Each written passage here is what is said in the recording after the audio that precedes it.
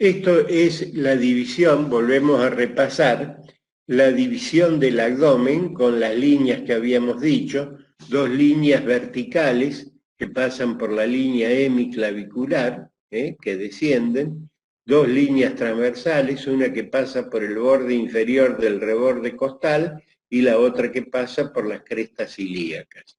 Estos dividen al abdomen en 9 segmentos. El hipocondrio derecho, que ustedes ven que está ocupado casi totalmente por el hígado, y el diafragma acá, a través del diafragma, el hígado está en contacto con las pleuras y los fondos de saco pleurales pulmonares aquí.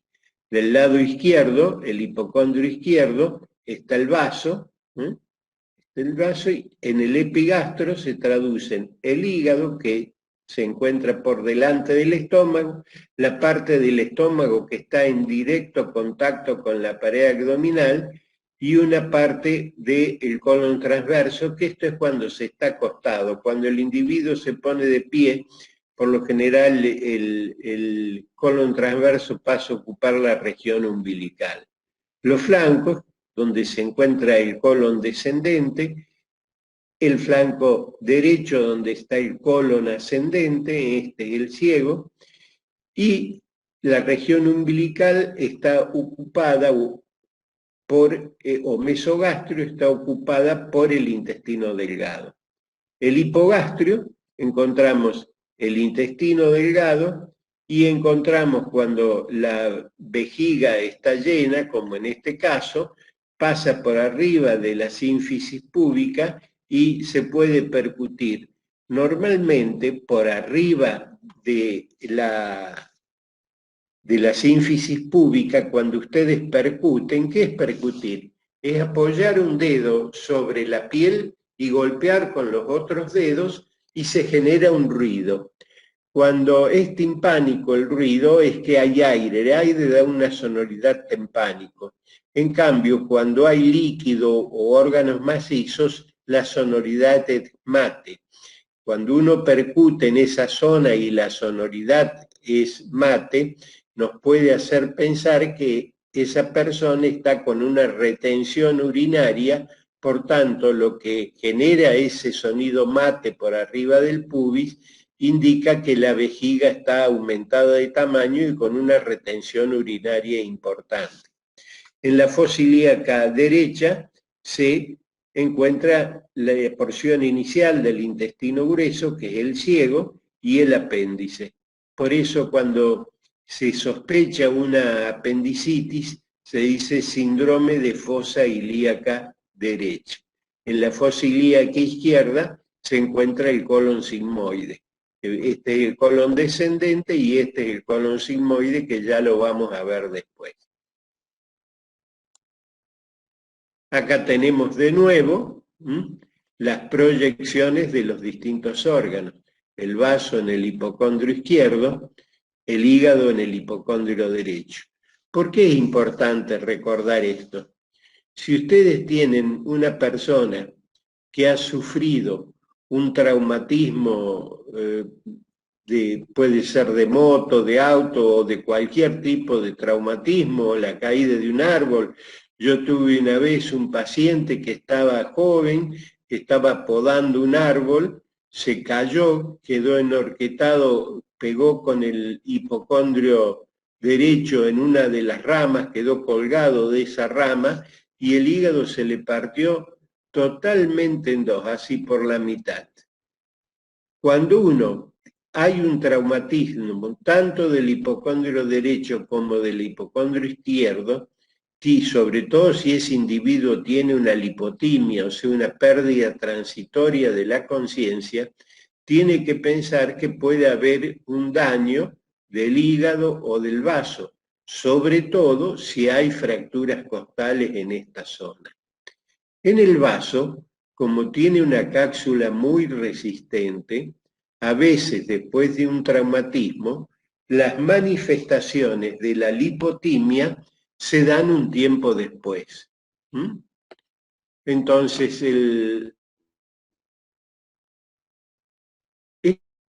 esto es importante conocer la proyección de órganos en el abdomen. ¿Por qué? Porque les va a permitir a ustedes realizar las maniobras palpatorias para poder evaluar si los órganos tienen el tamaño normal.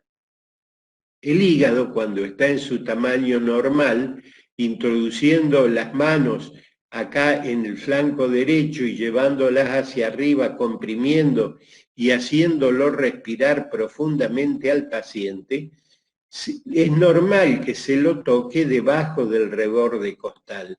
Eso, cuando uno empieza a reconocer la consistencia de los hígados normales después de palpar varias personas, empieza a reconocer cuando el hígado está aumentado de consistencia y puede decir, mediante la palpación, si la consistencia del hígado es normal o está aumentada.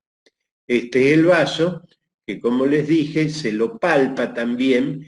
Como el vaso está un poco más arriba, a veces se lo puede palpar, pero normalmente no se lo palpa. Cuando uno tiene dudas, lo tiene que hacer colocar en un decúbito lateral derecho. Dice el estómago, localización, características y relaciones. Es un órgano digestivo que se encuentra ubicado en la cavidad abdominal, inmediatamente por debajo del diafragma. Acá tenemos el diafragma y comunica el esófago con el duodeno, que es la primera porción del intestino delgado.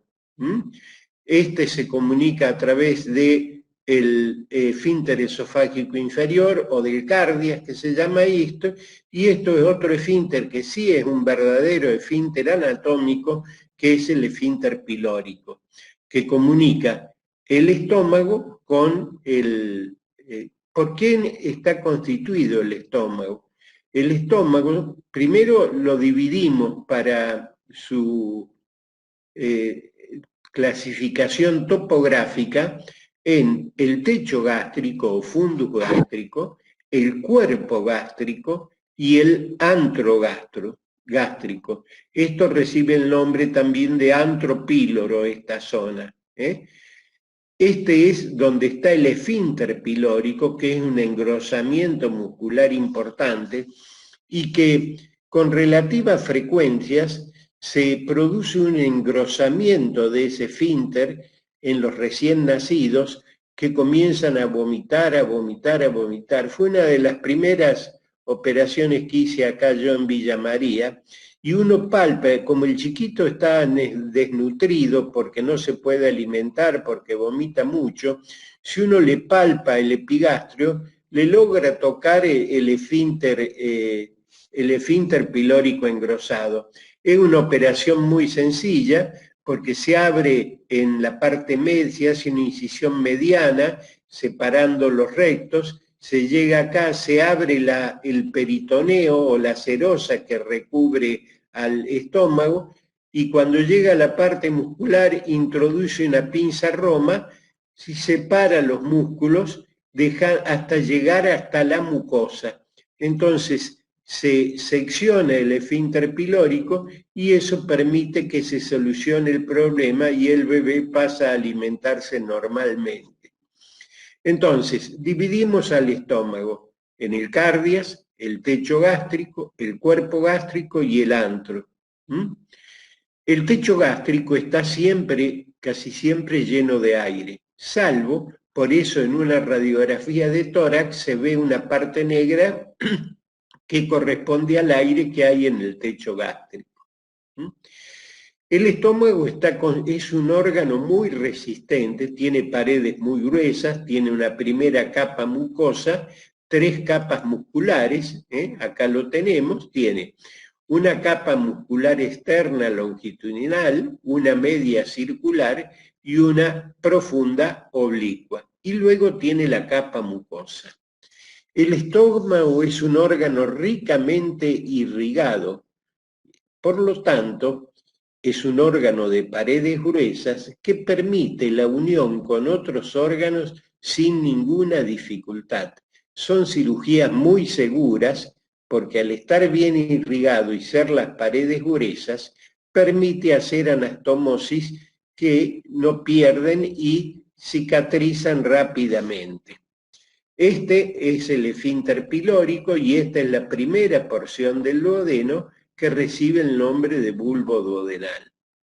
Estas fibras longitudinales que vienen acá se hacen más gruesas en la curvatura menor, que es esta, y acá en la curvatura mayor, y en la curvatura menor reciben el nombre de corbata suiza, por la forma esta que tienen, es una, no sé de dónde habrá surgido eso de la corbata suiza. Aquí vemos el esfínter pilórico con el engrosamiento muscular que hace que esto funcione como un esfínter abriéndose y cerrándose. La apertura del esfínter S, cuando está abierto el píloro, es de aproximadamente 6, 7 a 9 milímetros, o 10 milímetros puede tener. Por lo tanto, para que los alimentos pasen a través de él, tienen que haber sido tratados primero. De ahí que sea tan importante la masticación para tener una buena digestión. Yo les había dicho que siempre cuando se hacen digestivos, cuando examinen un paciente o cuando uno examine un paciente lo debe examinar así no haga digestivo en forma completa. Porque el paciente puede consultar por una cosa pensando que tiene algo y tener otra. Entonces uno siempre debe hacer un examen completo del paciente. Y empezar por la dentadura y ver si el individuo no tiene dentadura, no podrá masticar bien, los trozos que llegarán al estómago serán más grandes y entonces tendrá que retener más tiempo la comida porque esta parte del estómago, el cuerpo y el antro hacen como un lavarropa, movilizan y movilizan la comida mientras actúan las enzimas digestivas y el ácido clorhídrico hasta formar el quimo que permite el paso a través del esfínter pilórico. Cuando uno no mastica bien, este fenómeno se retrasa y las digestiones son más lentas. ¿De acuerdo? Acá tenemos de nuevo las distintas capas del estómago. La capa más externa es el peritoneo. El peritoneo, ¿recuerdan la pleura en los pulmones? Es una membrana serosa que ya la vamos a ver enseguida, que envuelve a todos los órganos abdominales. Acá tenemos el techo gástrico, el cuerpo gástrico, el antro gástrico, el píloro, y acá ustedes ven las características de la mucosa gástrica, que son distintas, ya vamos a ver, creo que tenemos imágenes endoscópicas para ver la diferencia entre la mucosa gástrica y la duodenal. Es importante mirar la mucosa duodenal cuando uno hace una endoscopía, porque a través de eso se puede ver las características. Cuando uno aprende a reconocer la mucosa normal del duodeno y ve una mucosa atrófica, puede estar sospechando que ese enfermo tiene una enfermedad celíaca tan de moda ahora, que no es tan frecuente como dicen, pero como hay muchas empresas que producen alimentos para estos, tratan de que haya cada vez más. Acá tenemos, ¿qué es esto? A ver, ¿qué es esto que estamos viendo acá? ¿Un corte de qué tipo es? Este es un corte transversal del abdomen, como el que realiza la tomografía computada.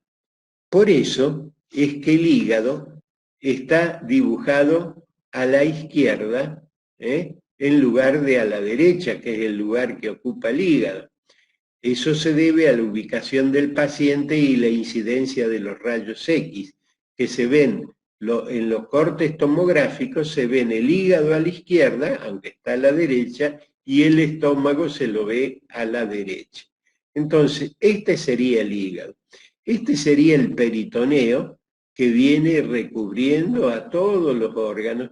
Acá ustedes ven que se mete por detrás.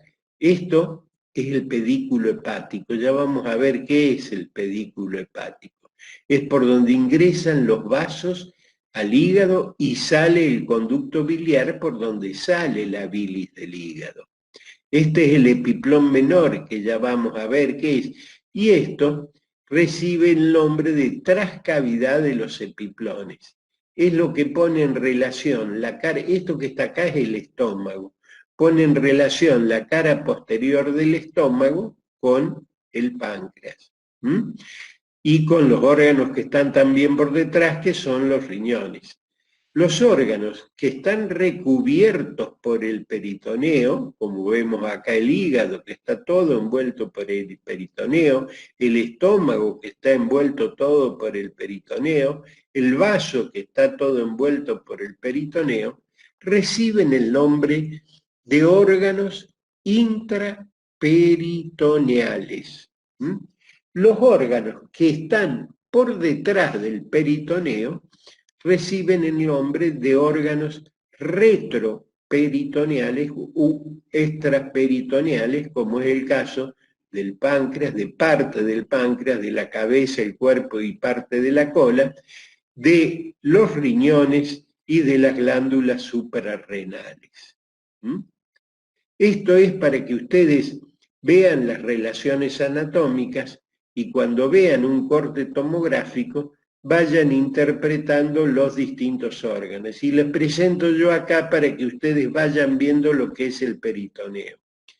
La cavidad peritoneal, que es esta, es como la cavidad pleural, una cavidad virtual, que se puede hacer real cuando, si se perfora el estómago, por una úlcera o por un traumatismo se perfora el estómago, sale el aire del estómago y el líquido a la cavidad y convierte a esta cavidad virtual en una cavidad real.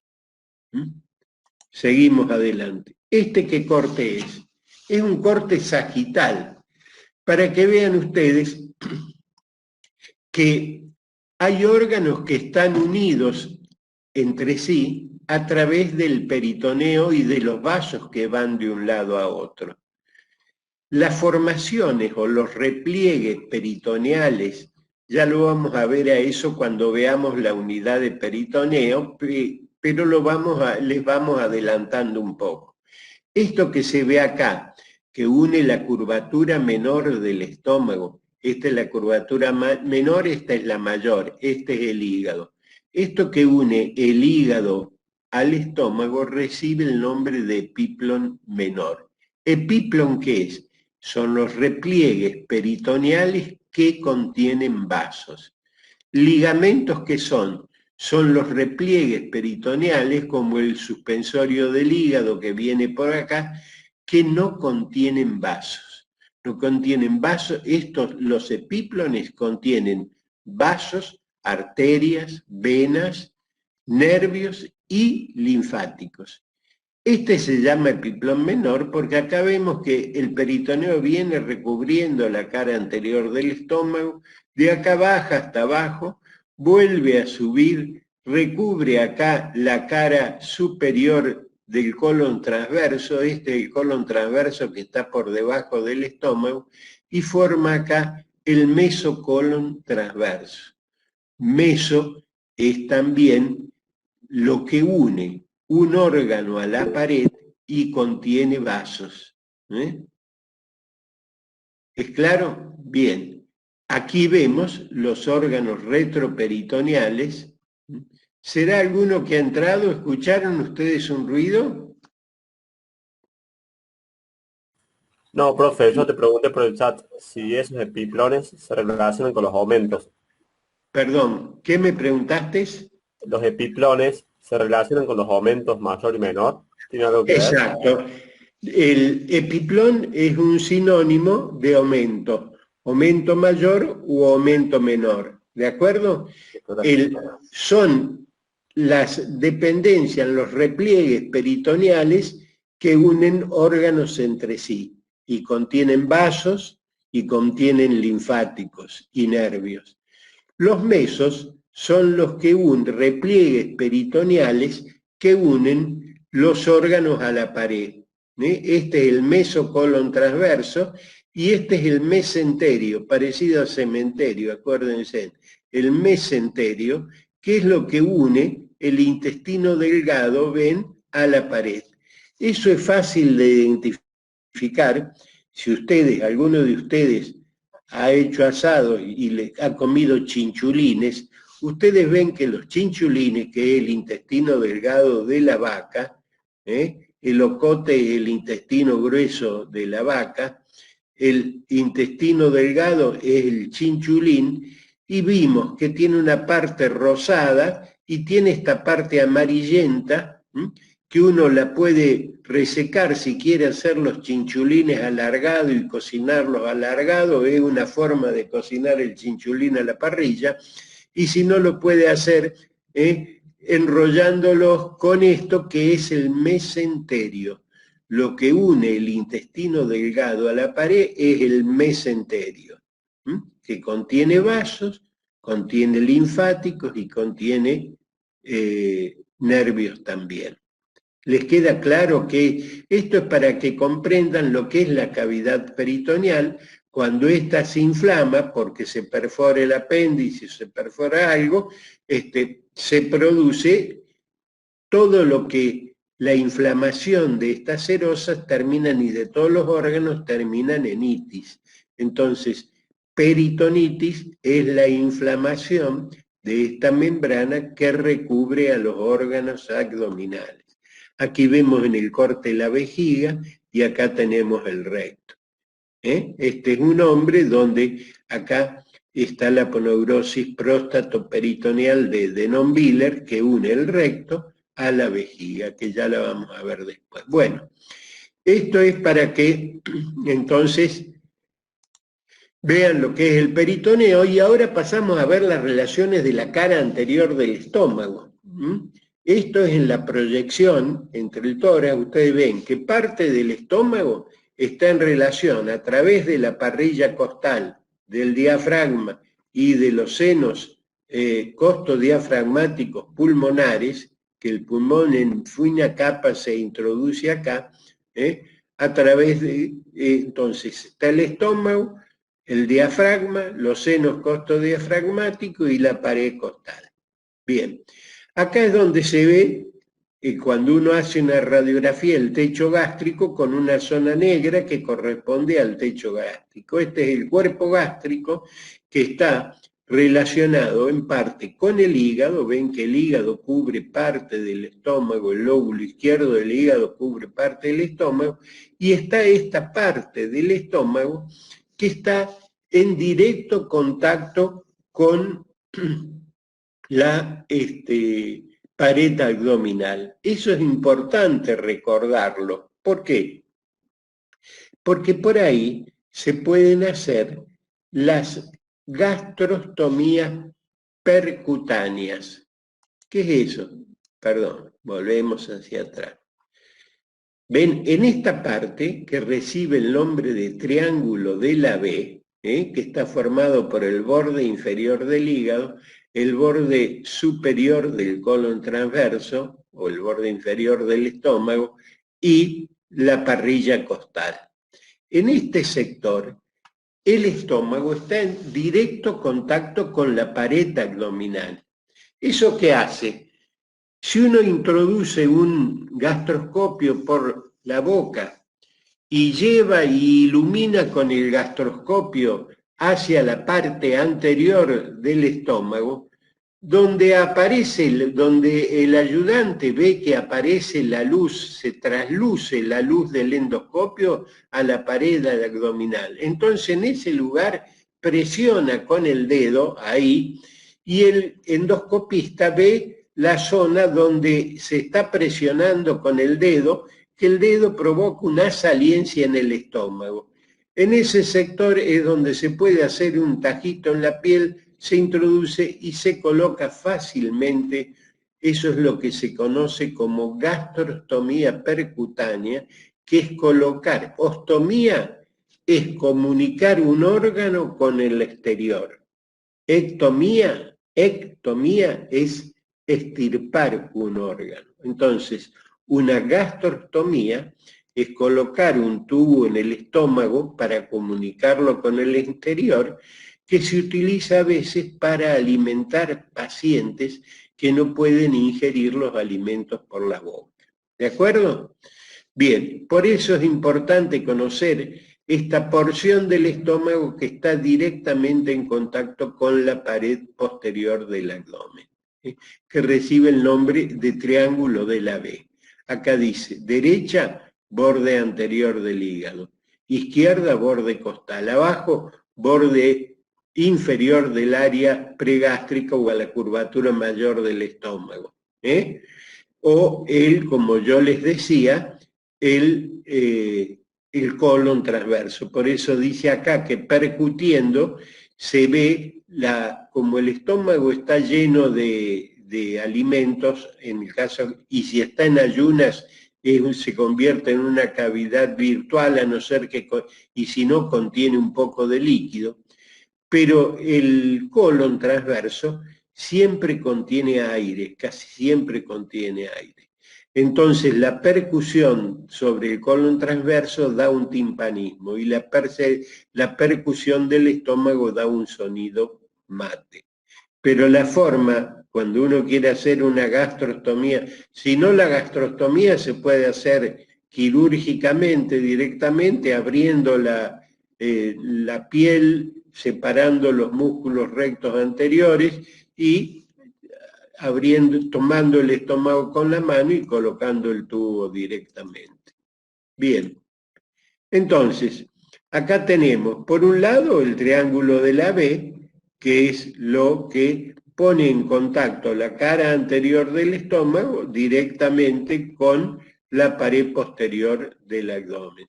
Y esta parte, que recibe el nombre de espacio semilunar de Traube, que es la zona timpánica que corresponde al techo gástrico, y que el estómago está en relación con, a través del diafragma primero, del seno costodiafragmático después, de las pleuras y los pulmones, y la piel con la pared anterior acá del tórax. Es la porción del estómago que está a través del diafragma relacionada con las costillas. ¿Les queda claro que es el espacio, el triángulo de la B, que es la parte del estómago que tiene contacto directo con la pared posterior del abdomen?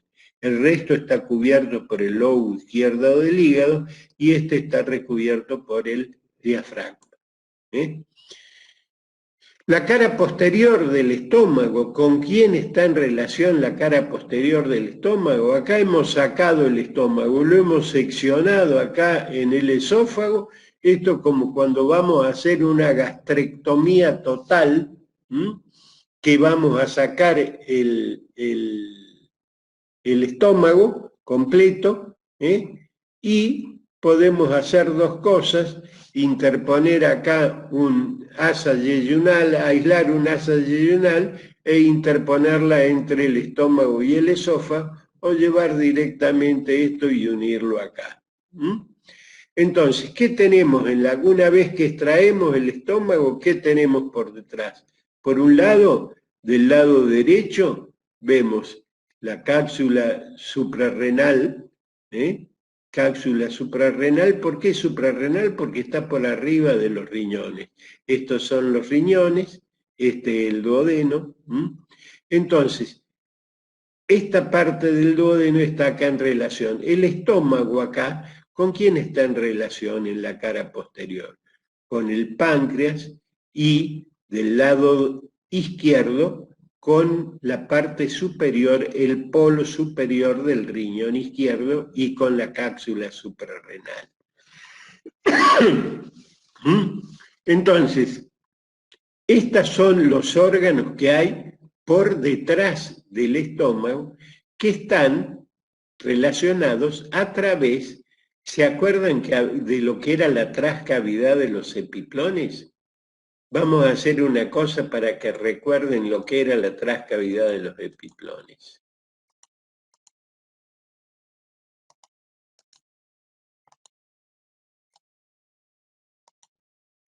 En un corte sagital del cuerpo, vemos que este es el estómago Y este es el peritoneo que recubre la cara posterior del estómago, y acá hay una cavidad que recibe el nombre de trascavidad de los epiplones. ¿Por qué es una trascavidad de los epiplones? Porque está, la cara anterior lo forma el epiplón menor y acá parte del epiplón mayor, o delantal epiploico. Ya vamos a ver en otras imágenes cómo se accede ahí. Entonces, la cara posterior del estómago está en relación con esto a través de ese espacio virtual que es la trascavidad del estómago. También está en relación con el vaso. Acá vemos entonces el riñón izquierdo, la cápsula suprarrenal, el páncreas.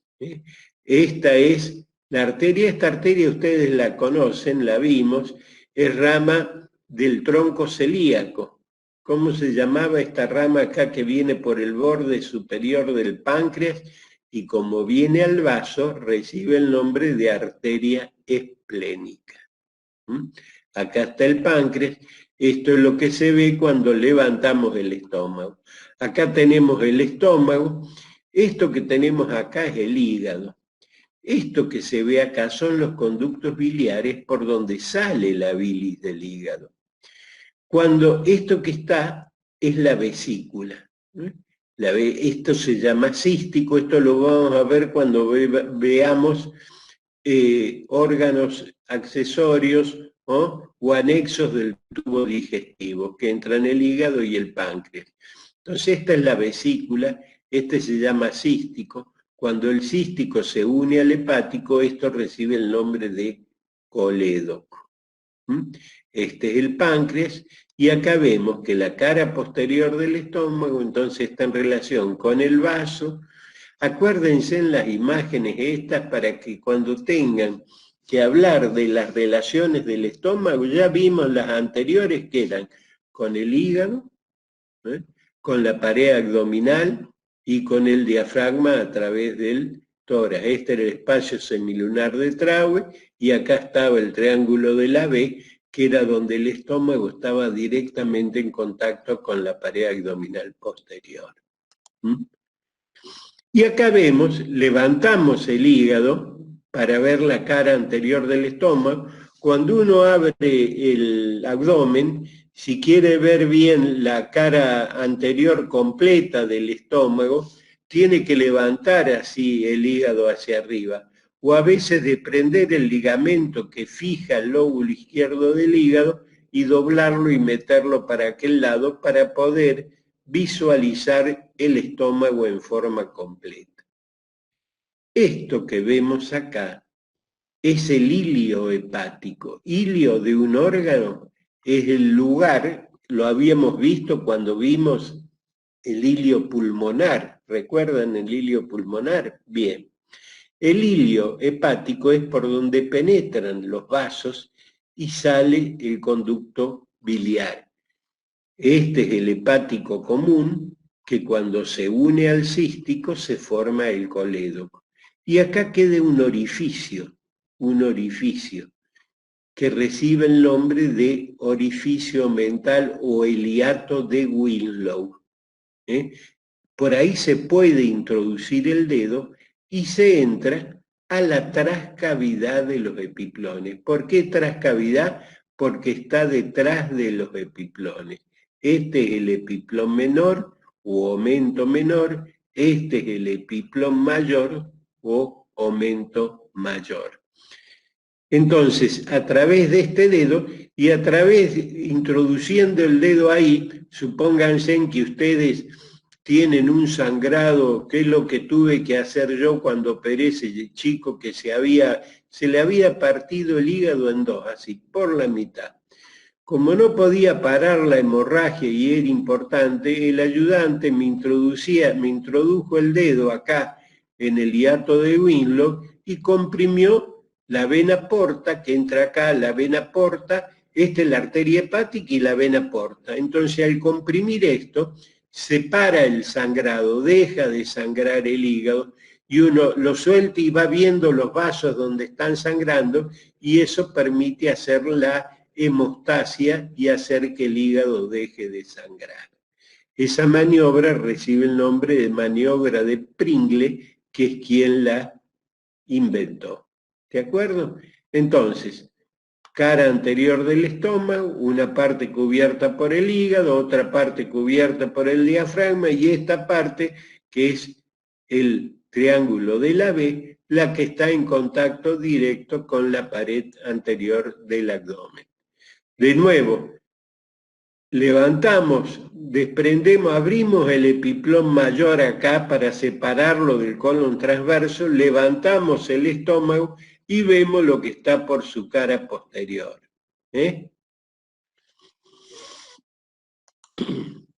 Acá está, para que les quede más claro. ¿Ven? Se hable, el epiplón mayor es el que veía recubriendo la cara anterior del estómago, descendía para abajo, volvía a subir y recubría la cara superior del colon transverso y se iba hacia atrás y formaba lo que se conoce como mesocolon transverso. Lo cual, este mesocolon divide a la cavidad abdominal en dos regiones. Una supramesocolónica, por arriba del mesocolon, que es todo esto, y una porción de la cavidad abdominal que es inframesocolónica.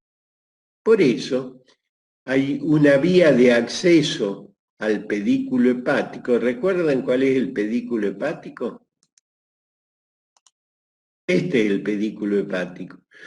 Cuando uno quiere sacar un cálculo de acá del colédoco y esta persona había sido operada de vesícula, tiene mucha inflamación en esta zona y no se puede acceder al colédoco por acá porque hay riesgo de romper otros órganos nobles, romper el hígado, romper porque está muy adherido o romper el estómago, uno puede acceder por esta vía, que es abriendo acá, y buscando el colédoco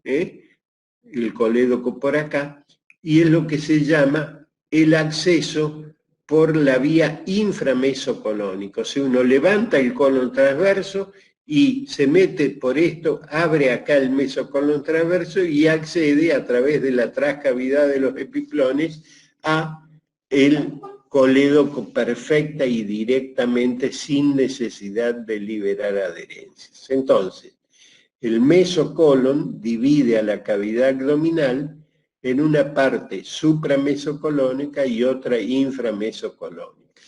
Y acá vemos las relaciones de la cara posterior del estómago a través de la trascavidad. Este espacio es la trascavidad. Y vemos ahí el riñón, las glándulas suprarrenales, el vaso y el páncreas. Esto que está acá, ¿qué es? Es el tronco celíaco. Son la segunda rama que da la aorta abdominal. La primera son las ramas diafragmáticas. La segunda rama que da la aorta abdominal es el tronco celíaco. ¿Por qué tronco? Porque da tres ramas. Una que es la coronaria estomáquica, esta, o gástrica izquierda, da la esplénica, que es esta que la vimos, va por el borde superior del páncreas, viene al vaso, y da ramas acá, que se denominan vasos cortos, para el techo gástrico. Para el techo gástrico. Esta otra rama que sale acá es la hepática. La hepática que da esta rama acá, que es la gastroduodenal, que va a irrigar el páncreas, y va a dar esta es la gastroduodenal, que da esta rama, que es la pancreático-duodenal, y esta rama, que es la gastroepiploica derecha, que se une con la gastroepiploica izquierda, que es rama de acá de la esplénica, y va a dar la irrigación de la curvatura mayor del estómago. Entonces, ¿les queda claro cuál es el forámen mental? Acá dice, es Huyato de Greenlow, por donde uno podía meter el dedo y acceder a la trascavidad. Y si no, la otra forma de acceder es abrir acá y tener la visión de toda la trascavidad. Esta maniobra se hace cuando hay una úlcera perforada en la cara posterior del estómago y uno quiere cerrarla, lo ha operado y ve que la úlcera está en la cara posterior, entonces abre acá, levanta el estómago, sutura la úlcera y se acabó el problema. Acá tenemos los medios de fijación del estómago. Cuando uno quiere sacar el estómago, tiene que liberarlo de esos medios que lo mantienen fijo. ¿Qué son esos medios? Es el ligamento gastrofrénico, este ligamento que lo adhiere al diafragma, este epiplón que une es el epiplón gastroesplénico, que une el estómago. Epiplón es los repliegues peritoneales que contienen vasos. Ligamento son los repliegues peritoneales que no contienen vasos. Entonces, a esto uno lo puede cortar con la tijera sabiendo que no va a sangrar sin ningún peligro. El epiplón menor, tiene vasos. Y acá está el epiplón mayor, que es otro elemento de fijación del estómago. Acá tenemos otra visión del estómago, el hígado, los conductos hepáticos. Cuando se unen el conducto hepático con el cístico, se pasa a denominar colédoco, que va a desembocar en la segunda porción del duodeno, junto con este conducto que vemos acá, que es el conducto de Wirsum, por donde sale la secreción exocrina del páncreas. Esto es rápidamente, ustedes esto lo van a ver en histología.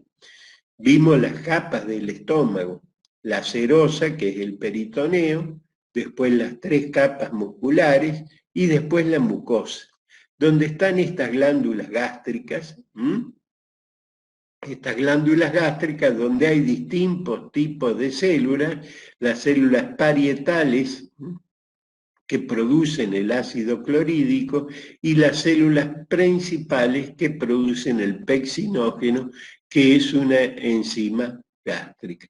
Estas son las distintas partes de la capa del estómago. Esto lo van a ver bien ustedes en histología, pero es para que tengan una idea. Y acá entramos en lo que hace a la irrigación del estómago. Irrigación, ¿qué quiere decir?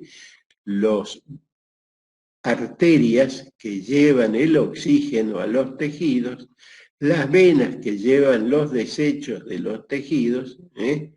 Entonces, la irrigación del estómago está dada, por un lado, por la arteria gástrica izquierda, o coronaria estomáquica izquierda. Por otro lado, por la gástrica derecha, que es rama de la hepática o de la pilórica. Esto a veces en unos le llaman pilórica, y que se divide al llegar acá en una que va al píloro y otra que forma la gastroepiploica derecha, que se une con la gastroepiploica izquierda o gástrica izquierda, y dan la irrigación a toda la curvatura menor del estómago. La curvatura mayor del estómago está irrigada ¿por quién? Perdón, esto es por la coronaria. Acá tenemos la esplénica de la gastroepiploica izquierda, la hepática da la gastroduodenal, que se divide acá en gastroepiploica derecha y pancreático duodenal, que va a irrigar el páncreas y el duodeno. Entonces, la curvatura menor está irrigada por esto, la curvatura mayor por esto, y el techo gástrico está irrigado por esto, que reciben el nombre de vasos cortos. Estos vasos cortos son en números de 3 o 4, o 5 a veces. Cuando uno va a hacer una resección del estómago, no por un cáncer, sino antes era frecuente cuando no existían los inhibidores de la secreción ácida, que se resecaban las 4/5 partes del estómago. Entonces el límite superior de donde se cortaba era el segundo vaso corto.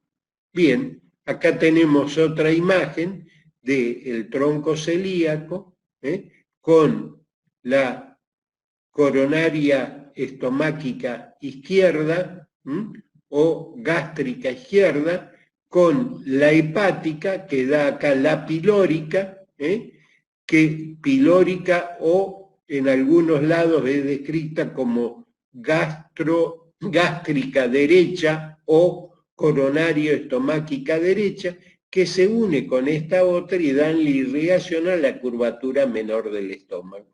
Esta es la curvatura mayor del estómago, que está dada por la gastroepiploica izquierda, que es rama de la esplénica, y la gastroepiploica derecha, que es rama de la gastroduodenal.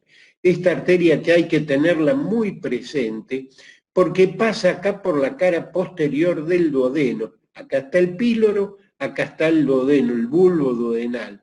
Y cuando se producen úlceras en la cara posterior del estómago, del duodeno, se puede horadar o romper la arteria esta gastroduodenal y se producen sangrados que son gravísimos, que obligan a una vez hice una endoscopía, vi que había un sangrado arterial importante acá y que tuve que hacer, llevar el enfermo al quirófano, abrirlo y hacerle un punto ahí porque en esa época no existían los elementos endoscópicos como para endoscópicamente colocarle un clip ahí a la arteria y hacer que dejara de sangrar.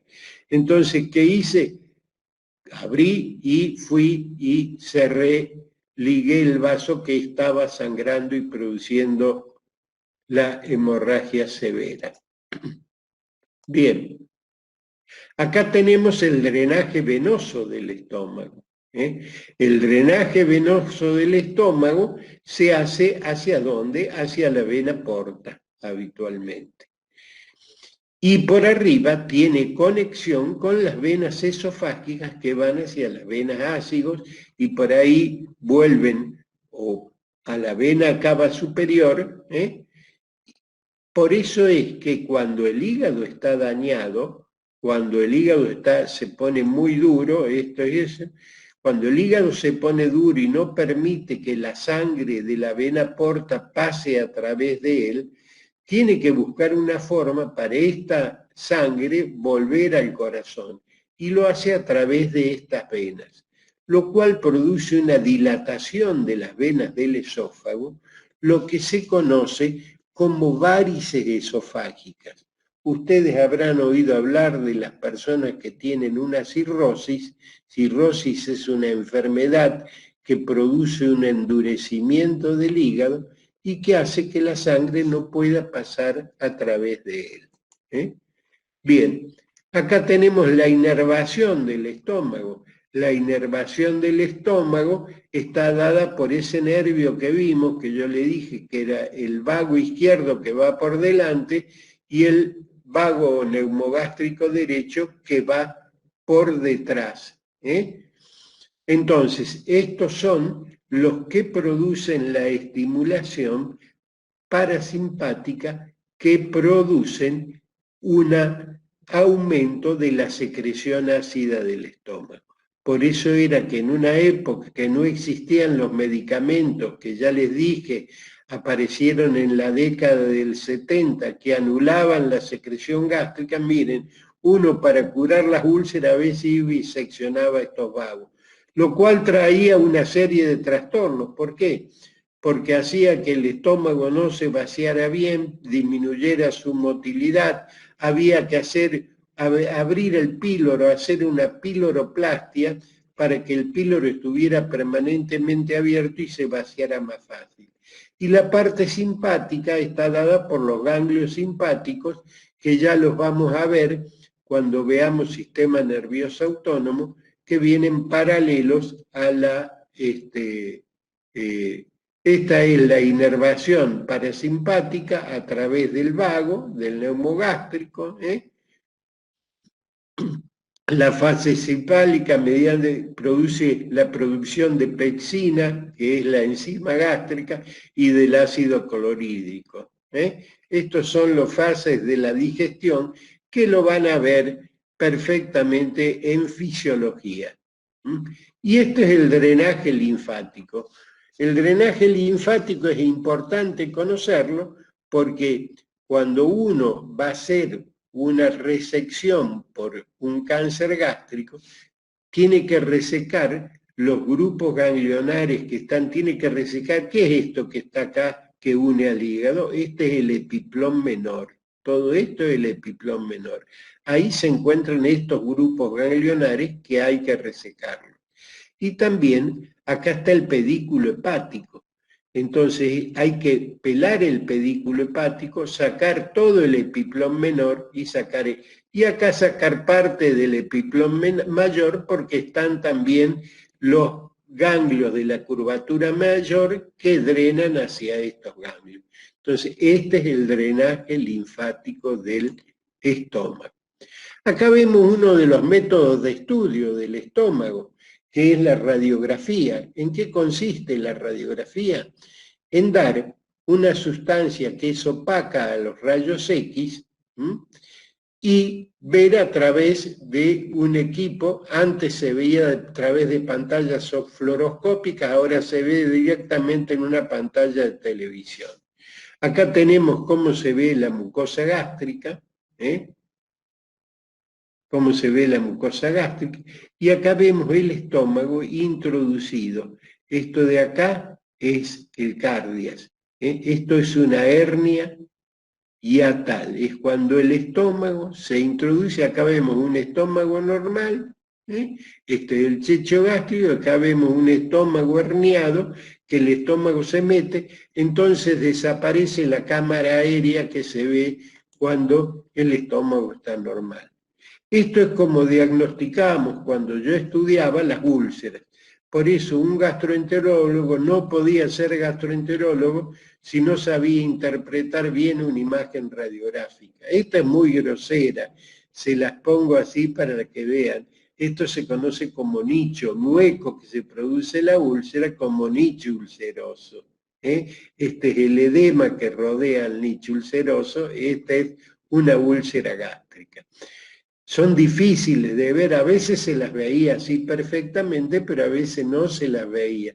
Acá vemos, en cambio endoscópicamente, ustedes ven cómo se ve mucho más fácil la mucosa gástrica y acá está la úlcera cubierta toda de fibrina. Acá esto no deja dudas.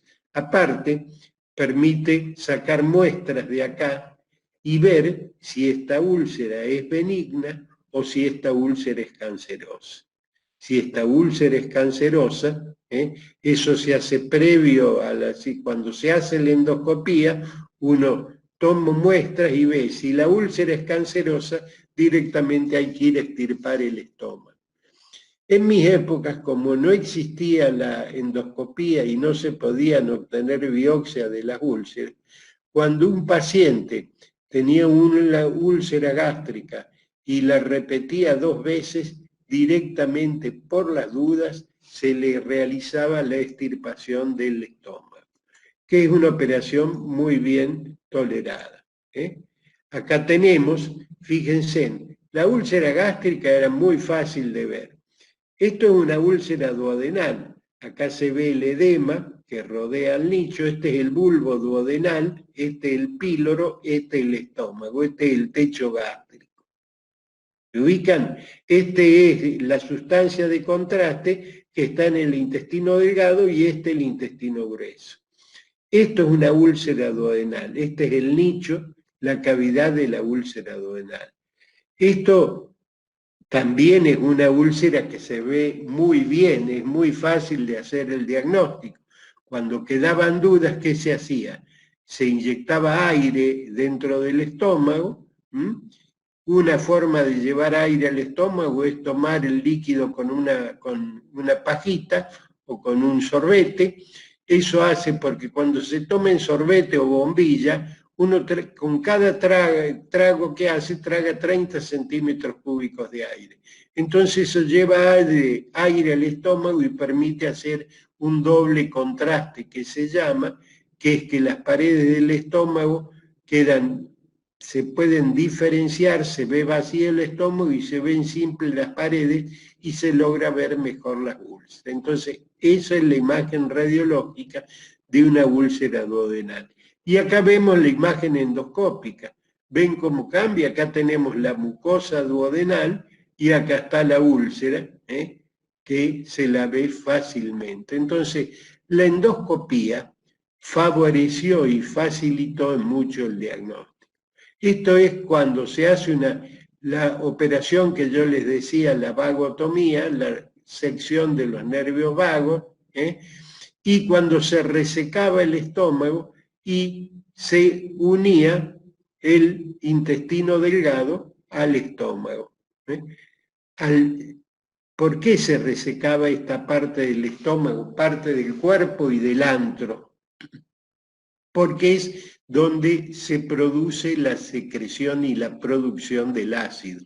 Están las glándulas que vimos, que son las que producen el ácido clorhídrico, y al sacar la producción ácida del estómago, las úlceras no se repetían. Entonces, por eso se hacía esta operación. Cuando aparecieron los medicamentos estos, que inhiben la secreción ácida del estómago, las gastrectomías se hacen casi únicamente en los casos de los cánceres. En mi época, cuando yo me formé como cirujano, se hacían casi tantas extirpaciones gástricas como extirpaciones de la vesícula. Después, cuando aparecieron los productos que disminuían o hacían desaparecer la secreción de ácido clorhídrico, y apareció la endoscopía que nos permitía determinar si era un cáncer o era una úlcera benigna, las gastrectomías se redujeron notoriamente. Bien, esto es los procesos de la digestión. Entonces los alimentos ingresan por la boca, pasan al estómago donde se forma el quimo, pasan al duodeno después que han sido macerados, se forma el quilo acá, transcurren por el intestino delgado donde se produce la asimilación de los nutrientes que van hacia el hígado que los utiliza a través del sistema de la vena porta. Acá se absorbe la mayoría de líquidos en el intestino grueso. El agua se reabsorbe en su mayoría en el intestino grueso y después se produce la defecación del ano. Y vamos pasando al intestino delgado. El intestino delgado es bastante largo, fíjense, mide de 6 a 7 metros, pero eso es cuando está desplegado, cuando lo hemos separado del meso. Si ustedes ven cuando van a hacer un asado un chinchulín y con el cuchillo lo desprenden del meso que lo unen, van a ver que el intestino delgado, que el chinchulín se estira mucho, se alarga mucho. Por eso es que cuando está sin la retracción que produce el mesenterio, el intestino mide de 6 a 7 metros de longitud. Pero cuando está dentro de la cavidad abdominal, como está achicado por el mesenterio, tiene de aproximadamente 3 metros de largo. 3 metros de largo. El intestino grueso, cuando está libre del meso, mide 3 metros. Cuando está en la barriga de los pacientes, en el abdomen, fijados y retraídos por el meso, esa extensión se disminuye a 1 a 1,5 metros.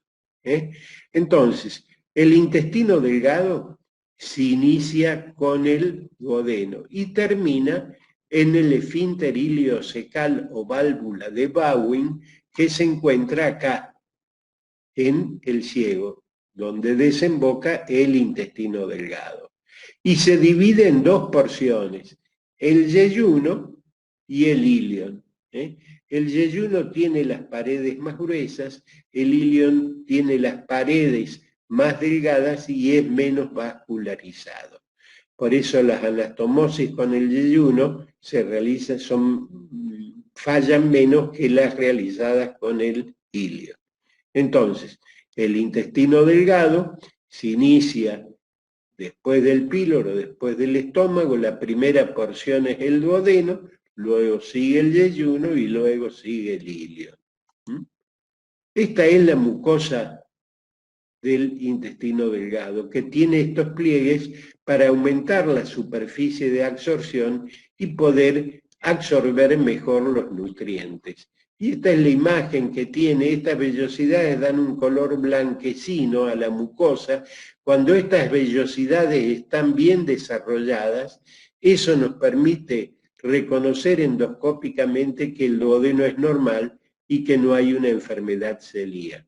Acá están las vellosidades, que esto lo van a ver bien en histología. Y acá está el intestino delgado, donde empieza. Entonces empieza en el duodeno. La primera porción del duodeno se llama bulbo duodenal. Es horizontal, tiene una porción descendente, que es la segunda porción, una tercera porción que es transversal y una cuarta porción que es ascendente, que llega al ángulo de Treis, que ya vamos a ver. Esta es la desembocadura en el ciego, donde termina el intestino delgado, en esta válvula que recibe el nombre de válvula de Bowing. Perfecto. Esta es, resecamos el estómago y acá vemos el mesocolon transverso adherido a la cara media del páncreas. Y acá nos queda solo el duodeno, con sus 4 porciones.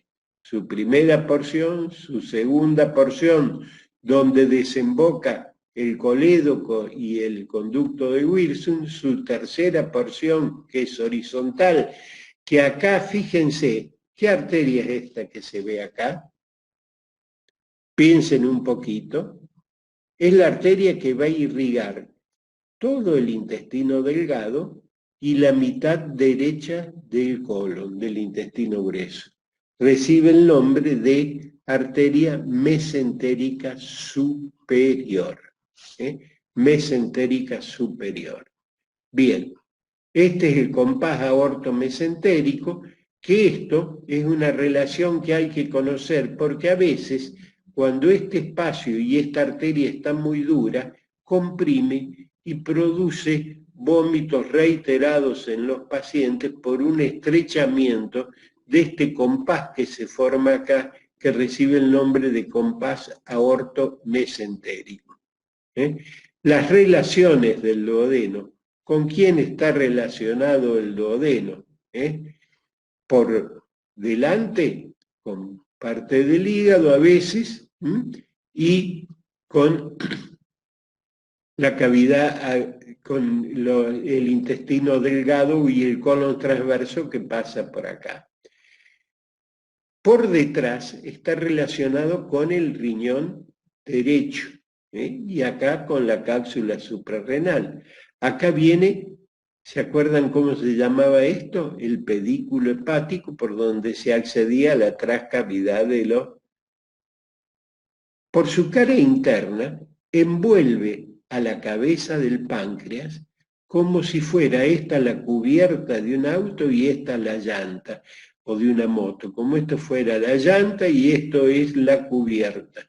Envuelve a la cabeza del páncreas el duodeno en su cara interna, está todo en relación con el duodeno. Acá por delante está con los vasos mesentéricos superiores. Esta es la arteria mesentérica superior y la vena mesentérica superior. Entonces, la primera porción del duodeno, que se denomina bulbo duodenal, es de dirección oblicua a la derecha, atrás y algo hacia arriba. Delante, la cara inferior hepática, como habíamos dicho, la vesícula, la arteria hepática, la vena porta, el colédoco, el epíplon, o sea, el ilio hepático. La segunda porción, que esta descendente, desciende verticalmente hasta la altura de la cuarta lumbar, y tiene relaciones por detrás con el riñón derecho, como habíamos visto, con la vena cava, con el mesocolon transverso. La cara interna rodea el páncreas, como habíamos dicho, y es donde desemboca acá en la segunda porción el colédoco y el conducto excretor del, acá vemos, la cara, este es el píloro, esta es la primera porción del duodeno, esta es la segunda porción que desciende, esta es la desembocadura. Este esfínter, cuando vimos músculos, y yo le describí los esfínteres, le mostré una imagen del esfínter de Oddi. El esfínter de Oddi, que es, o papila de Vater, que estos reciben el nombre de papila, y el músculo que la rodea el esfínter de Oddi. En esta papila desemboca el colédoco y el conducto de Wirsung del páncreas. Y en esta otra papila o carúncula menor o carúncula menor, esta es la papila mayor o carúncula mayor, acá desemboca el conducto de Santorini, que es el accesorio del páncreas. El páncreas tiene para su secreción exócrina dos conductos, el de Santorini o accesorio y el de Wirsung o principal, que desemboca acá junto con el colédoco. Esta es la porción horizontal del duodeno, esta es la porción vertical. ¿Dónde termina el duodeno? Acá está colgado de esto. ¿Esto qué es? Es un músculo, el músculo de Treis. Por eso este ángulo que forma acá inicia el yeyuno. Termina el duodeno y se inicia el yeyuno. Esto es importante conocerlo porque este ángulo divide en hemorragias digestivas bajas y altas. Bueno, como ya vamos terminando, queda claro que la próxima clase, yo le digamos, queda muy poco, pero ya estamos en tiempo. La próxima clase vamos a terminar con lo que nos queda de esto y vamos a comenzar con la terminal, que es, fíjense, en lo que nos queda no es mucho, acá está el músculo de Treis, de donde está colgado el duodeno, y eso divide, ese ángulo de Treis, divide a las hemorragias digestivas en altas y bajas. Se dice que una hemorragia digestiva, o sea, el sangrado a través del tubo digestivo, es una hemorragia alta cuando está por arriba de este ángulo, o sea, es del duodeno, del estómago o del esófago. Se dice que una hemorragia digestiva es baja cuando está por debajo de este ángulo de Treis, que dice ángulo de Treis porque el que le sostiene es el músculo de Treis. Ahí comienza el yeyuno. Este es el músculo suspensor, músculo de Treis, este es el ángulo de Treis. A partir de acá se dice que son hemorragia digestiva baja. A partir de acá para arriba, en dirección cefálica, hemorragia digestiva alta. Fíjense, ahí terminamos. Casi nos quedaba muy poco. La próxima clase, entonces, vamos a hacer un repaso rápido de esto y vamos a comenzar con la parte terminal de aparato digestivo, que es intestino grueso. Las distintas porciones del intestino grueso, y si tenemos tiempo, que posiblemente lo tengamos, vamos a comenzar con anexos del tubo digestivo. Y vamos a ver, entonces, léanse para agosto algo de hígado, lean por lo menos el hígado, porque hay cosas que le pueden resultar difíciles de entender. Lean algo de hígado, vean la segmentación hepática, vean los medios de fijación del hígado, y lean algo del páncreas. En la próxima clase, entonces, terminaremos con intestino grueso, veremos intestino grueso, veremos los métodos de estudio que hay para el aparato digestivo, y si nos queda tiempo, comenzaremos con anexos del tubo digestivo. ¿Alguna duda? ¿Tienen algo que quieran preguntar? ¿O simplemente les deseo felices vacaciones y aprovechen para estudiar? ¿Me escuchan? Sí, profe, sí, escucho. Bueno, que tengan unas felices vacaciones, pero las vacaciones medio cuando uno empieza a estudiar medicina se acaban. Son unos días de relajamiento y después hay que aprovecharlas para estudiar. ¿Eh?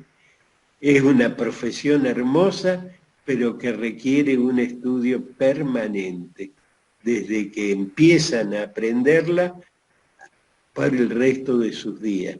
Porque como yo les decía, cuando yo estudiaba medicina, no existían una serie de métodos de estudio y de medicamentos que han ido apareciendo, y si uno no lee y se actualiza permanentemente, los años en lugar de hacerlo un mejor médico, lo hacen un peor médico. Entonces, en medicina, como en todas las profesiones que uno abraza, se debe estudiar en forma permanente.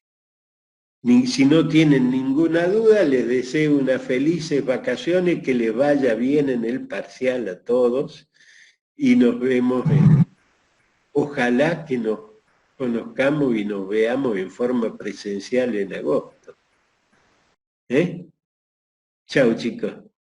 Chau, profe, felices vacaciones para usted. Gracias. Gracias, profe, nos vemos. Nos vemos, chao, hasta luego a todos.